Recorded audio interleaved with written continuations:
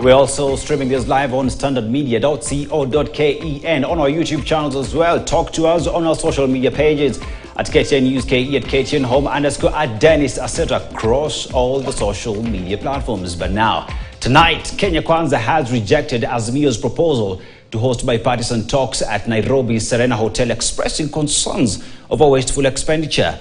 Responding to Kalonzo Musyoka's request to convene talks at Nairobi's Serena Hotel on Monday, August 7th, the ruling coalition's head of delegation, House Majority Leader Kimani Ichung'wah, proposed Parliament's County Hall or the Kenya School of Government as an alternative. Kenya Kwanza also tabled a counter-proposal on the initial meeting for bipartisan talks, suggesting Thursday as its preferred date to kickstart inter-party dialogue. KTN senior political affairs reporter Chris Tayu reports. In the next 48 hours, the 10-member committee drawn from the Azimio coalition and the ruling Kenya Kwanza will be meeting for the first time since the collapse of the bipartisan talks 2 months ago. Its main purpose is to settle the differences between the government and the opposition. Given that these will be a new team, their first business will be to choose the co-chairs, and probably Wiper Party leader Kalonzo Musyoka and Majority Party leader in the National Assembly Kimani Ichung'wah will automatically become the co-chairs by virtue of being leaders of their respective teams.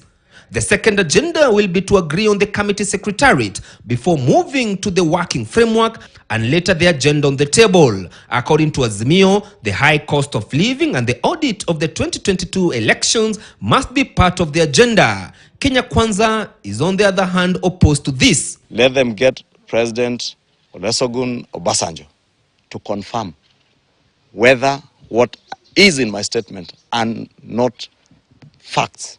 It's not a factual representation of the meeting they had. I would dare Raila Odinga to look at Kenyans straight in the eye like I'm looking at that camera and tell Kenyans those issues are not factual. One of the main fears by the Kenya Kwanza team is a point where the Azimio team will include an agenda of inviting the opposition into government. You will hear what they call broadly inclusivity. Inclusivity is nusu mkate. That is why they want us to give them a blank check. Lakini ngo, there will be no blank check. The issues that were agreed on are 5 issues. If you don't want to take that, I told them yesterday, please go back to the streets. The second hurdle for the team might just be deciding on whether to use the previous working framework or come up with a new one for the fresh team. Azimio has already indicated that it would like to use the previous framework. According to the previous framework, the committee can adjourn, suspend the talks or dissolve the committee only when they present their report with both teams consenting, suspend the talks for 7 days to consult widely, and if by the lapse of the 7 days the team will not have made any progress, then the talks will be dissolved, with either party giving its notification.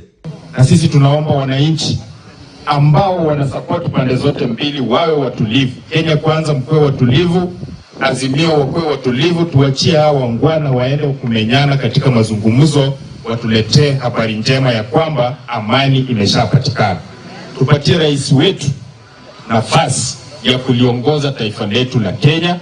The previous framework of the committee had a grace period of 60 days to have concluded their discussion and prepared their way forward report. However, this time round, Azimio has issued a timeline of only 3 weeks to have concluded their talks. The Kenya Kwanza government of President William Ruto inherited a tattered economy. An economy that was in total shambles. It takes a little time to reconstruct. Sisi tupatie hawa jamaa nafasi waweze kuketi chini wazungumze ili watuletee matokeo ambayo yaliyo mema. For now, what will be interesting to note is the first team that will agree to step down their demands for the sake of the talks, and for how long it will take for the team to agree to come up with one report. The team is expected to meet Monday morning at Serena Hotel for their first meeting. Chris Tayu, KTN News, Nairobi. And Kenya's plan to buy back part of the $2 billion Eurobond has once again triggered negative